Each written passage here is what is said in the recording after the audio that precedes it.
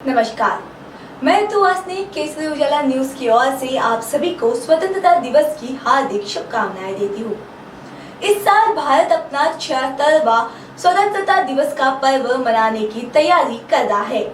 देश को आजाद हुए 75 साल पूरे हुए हैं।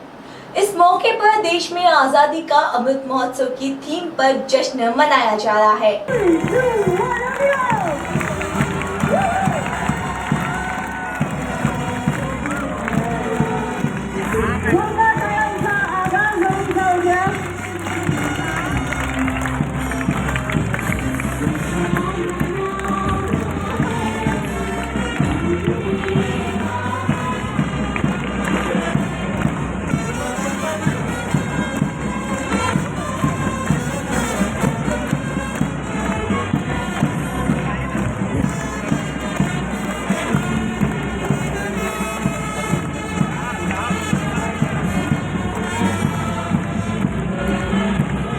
इस साल देश की आजादी को 75 वर्ष पूर्ण हो रहे हैं। इस अवसर पर पूरे हिंदुस्तान में आजादी का अमृत महोत्सव मनाया जा रहा है।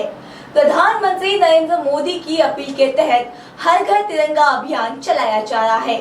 लोगों से तिरंगा फहराने की अपील भी की जा रही है। 15 अगस्त 1949 में देश ब्रिटिश सरकार की गुलामी से आजाद हुआ था। आज़ादी के बाद से इस दिन को स्वतंत्रता दिवस के तौर पर मनाया जाता है। लाल किले, विधानसभा से लेकर देश के सरकारी कार्यालयों में भारत का राष्ट्रीय ध्वज फहराया जाता है। परेड भी निकाली जाती है। स्वतंत्रता दिवस को राष्ट्रीय पर्व घोषित किया गया है। बीते 116 सालों में देश में 6 बार झंडा बदला गया है। आज़ादी की वर्षगांठ पर हमें ये जानना बेहद जरूरी है कि हमारा राष्ट्रीय ध्वज की इस यात्रा में क्या क्या अहम पड़ाव रहे और कब कब क्या क्या बदलाव हुए। देश के झंडे में आखिरी बदलाव 1947 में किया था। तो आइए जानते हैं यूनियन जैक से तिरंगे तक का ये अनोखा सफर। भारत की आज़ादी की लड़ाई जैसे जैसे तेज होती जा रही थी, क्रांतिकारी दल अपने अपने स्तर पर स्वतंत्र राष्ट्र की अलग अलग पहचान के लिए अपना झंडा प्रस्तावित कर रहे थे। देश में पहला झंडा 1906 में सामने आया। 7 अगस्त 1906 को पारसी बागान चौक, कलकत्ता, यानी कि जो अब ग्रीन पार्क कोलकाता के नाम से जाना जाता है, उसमें फहराया गया था। इस झंडे में 3 रंग की पट्टियां थी। इनमें सबसे ऊपर हरे रंग, मध्य में पीले रंग और नीचे लाल रंग की पट्टियां थी। इसमें ऊपर की पट्टी में 8 कमल के फूल थे, जिनका रंग सफेद था। बीच की पीली पट्टी में नीले रंग से वंदे मातरम लिखा हुआ था। इसके अलावा सबसे नीचे वाली लाल रंग की पट्टी में सफेद रंग से चांद और सूरज भी बने थे। देश को झंडा मिले 1 साल ही हुआ होगा कि अगले ही साल झंडा बदला गया और देश को दूसरा झंडा मिल गया। पहले झंडे में कुछ बदलाव करके मैडम भिकाजी कामा और उनके कुछ क्रांतिकारी साथियों ने, जिन्हें निर्वासित कर दिया गया था, उन्होंने मिलकर पेरिस में भारत का नया झंडा फहराया था। ये झंडा भी देखने में काफी हद तक पहले जैसा ही था। इसमें केसरिया, पीला और हरे रंग की पट्टियां थी।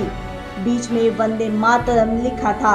वही इसमें चांद और सूरज के साथ 8 सितारे बने हुए थे। इसके बाद 1917 में एनी बेसेंट और लोकमान्य तिलक ने नया झंडा फहराया। अब की बार 1917 में एक और नया झंडा सामने आया। डॉक्टर एनी बेसेंट और लोकमान्य तिलक ने ये एक नया झंडा फहराया, जो कि पहले वाले झंडे से दिखने में काफी अलग था। डॉक्टर एनी बेसेंट और लोकमान्य तिलक द्वारा फहराए इस नए झंडे में 5 लाल और 4 हरे रंग की पट्टियां थी।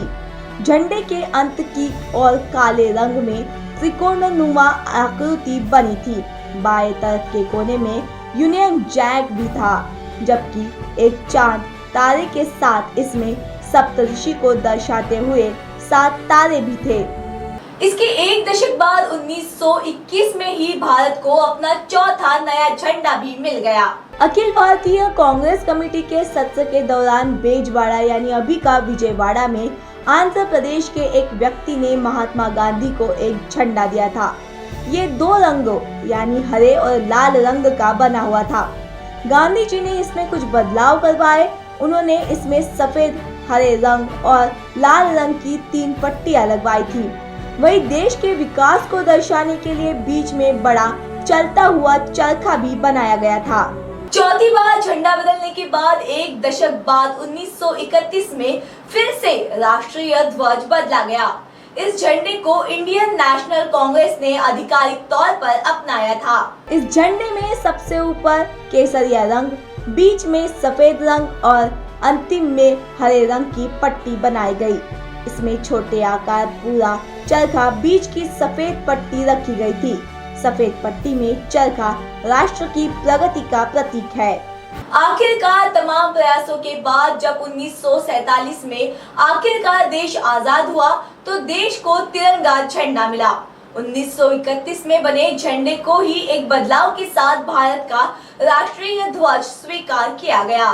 1931 में बने झंडे को ही एक बदलाव के साथ 22 जुलाई 1947 में संविधान सभा की बैठक में भारत का राष्ट्रीय ध्वज स्वीकारा गया। इस ध्वज में चरखे की जगह सम्राट अशोक के धर्म चक्र को गहरे नीले रंग में दिखाया गया है। 24 तीलियों वाले चक्र को विधि का चक्र भी कहते हैं। इसे पिंगली वेंकैया ने तैयार किया था। इसमें ऊपर केसरिया, बीच में सफेद और नीचे हरे रंग की पट्टी है। तीनों समानुपात में है। इसकी लंबाई चौड़ाई 2/3 है। इस तरह 6 बार बदलने के बाद भारत को उसका तिरंगा राष्ट्रीय ध्वज मिला और इस स्वतंत्रता के अमृत महोत्सव के मौके पर ये राष्ट्रीय तिरंगा ध्वज हर घर तिरंगा के तहत भारतवासियों के हर घर पर फहराया जाए, ऐसी घोषणा प्रधानमंत्री नरेंद्र मोदी द्वारा की गई। हम आशा करते हैं कि आप सभी लोग अपने अपने घरों पर तिरंगा फहराकर प्रधानमंत्री जी का साथ देंगे। अंत में आप सभी को केसरी उजाला न्यूज की ओर से स्वतंत्रता के अमृत महोत्सव की ढेर सारी शुभकामनाएं।